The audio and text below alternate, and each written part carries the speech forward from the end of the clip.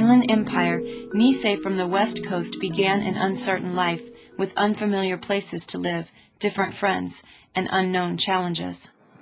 You know, not coming through the grade school system and starting school, it's hard to get to know the kids. If you had come through the grade school and so on, a lot of the kids would gone there, well, you would know them. But so I really didn't make too many friends. Most of the friends that I'd had were of Japanese descent that were living in Spokane. And most of them were going to Lewis and Clark because they lived on the south side. But yeah, living in downtown is something else. Home life is different. It's like, well, if you lived in a hotel room, it's a lot different than living in a house. So when we were in Whitworth, we'd be on the bus or something, and I'd see these houses, and I'd think, oh, I just wanted to be invited to someone's home. They didn't have to feed me. I just wanted to sit in their living room and just be in a home. I remember thinking that. No. But it was wartime. It was difficult for Nisei to find jobs, attend schools, and retain some shred of the normalcy in their lives.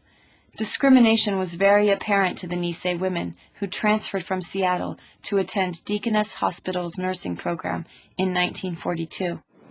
Like I say, we're naive, but the atmosphere was very strange, you know, and strained. And then there was Dr. Snyder, and I guess he could not stand the sight of us. And so whenever he was on the elevator and we want to get on, he'll get off.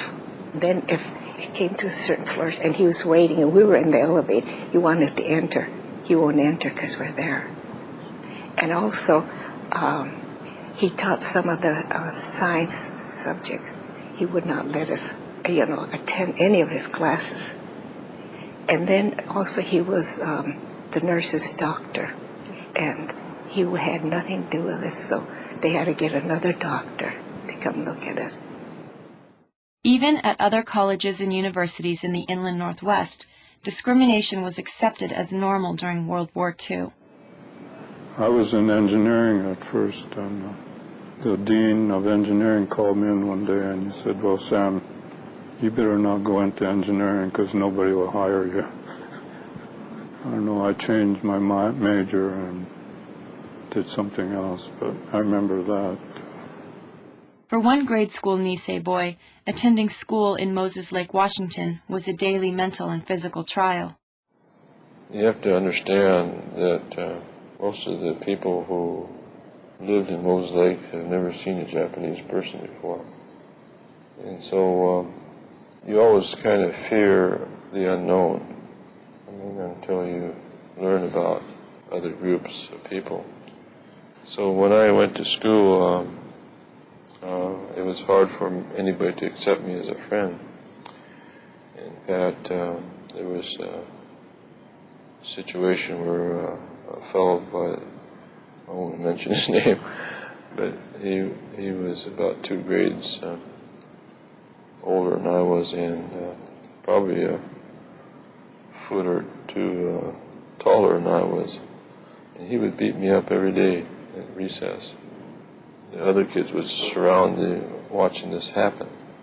It ended when the teacher found out what was happening. But there were people, like this teacher, who came alongside Nisei and befriended them, helping make their lives more comfortable in the inland Northwest. For those Nisei who were attending colleges and universities, friends and schoolmates provided the home life they had left behind. I got to know some families that invited us during Thanksgiving break or Easter break, and we went to Deer Park for Easter break, and Mrs. Comfort served us fried rabbit for our Easter dinner, and I never had rabbit. I didn't know it was rabbit. Then we slept in the guest room. Mary and I happened to go there.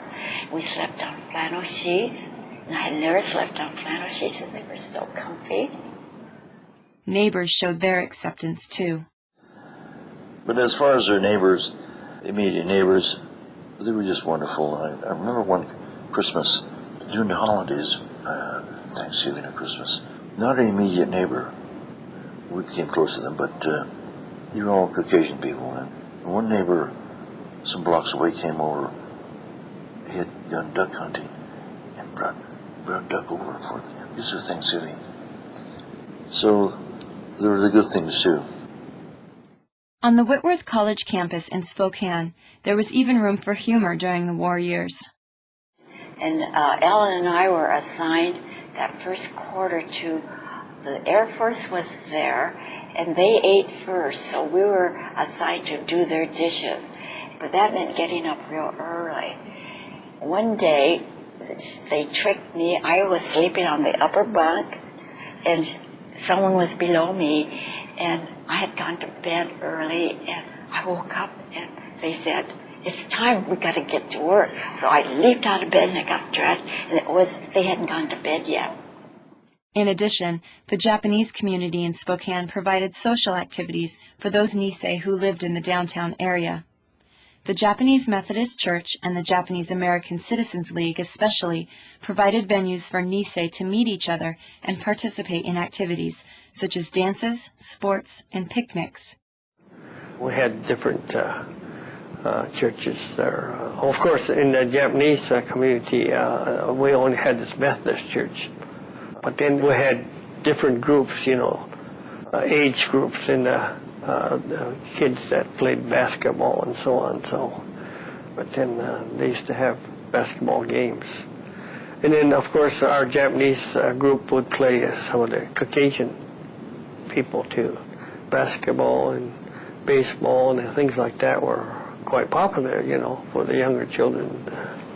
Of course, we used to go roller skating and things like that, bowling. But basketball was one of the highlights in the wintertime. Of course, we had an organization called the Japanese American Citizen League. Most of the younger people were members of this organization. That's JCL, they call it. And so they sponsored a lot of different things, dances and picnics and bingo games and things like that. Another fellow and I, he was at Gonzaga, would organize a dance on a weekend at Mountain Park or some other facility. And I lined up a fellow at Gonzaga who had a 5-piece band or something. And we do this around 2 or 3 times a year. But life during World War II for Nisei was not all fun and games. In order to support themselves and save their families money, they worked odd jobs and helped in the family business. And then I used to work for the Summers, the Great Northern Railroad. And then there's an ice making plant. I forgot the name of it, North Coast or something like that. We used to make ice, and I did all kinds of work. Many Nisei worked on truck farms, which were small vegetable farms where almost all of the labor was done by hand. Oh, it's all bunch-type vegetable. It's stoop labor. You had celery and carrots and onions and radishes and some lettuce, and so we really had to learn how to get on your hands and knees and so on work. It was a tough life. However, the shadow of internment and evacuation was not far from Nisei living in the Inland Empire. Listen as one Nisei man remembers trains coming through Spokane carrying people of Japanese ancestry to internment camps in the interior. I recall 1 or even 2 trains coming in with the shades all drawn and guards on each end of the coaches. And I went in to put in ice into the water tank and also put water in, and noticed they were all Orientals, all Japanese. Although it was supposed to be kept a secret of train movements, I found out it was, this particular train was headed for Heart Mountain, Wyoming, internment camp there. Nisei who had evacuated without their parents and those who had left internment camps experienced internment firsthand when they visited their families in the Minidoka camp at Hunt, Idaho.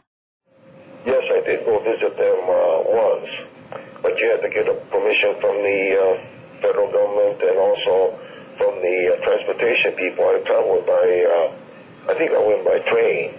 Then almost every place where the train stopped, they asked for your pass or permits or something that you had, what you had to show.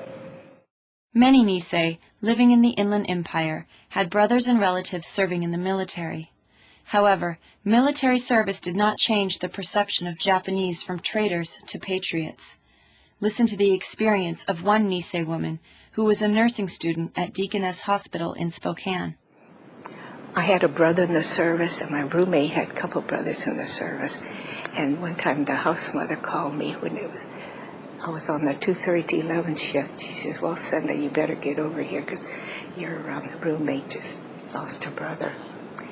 And so I excused myself and went over to the dorm to be with her for a while. And she told me that the only thing the house mother told her when she broke the news to her that she lost her brother and friends, said, "All I could say is I'm glad he was on our side." And that's all she could say to her.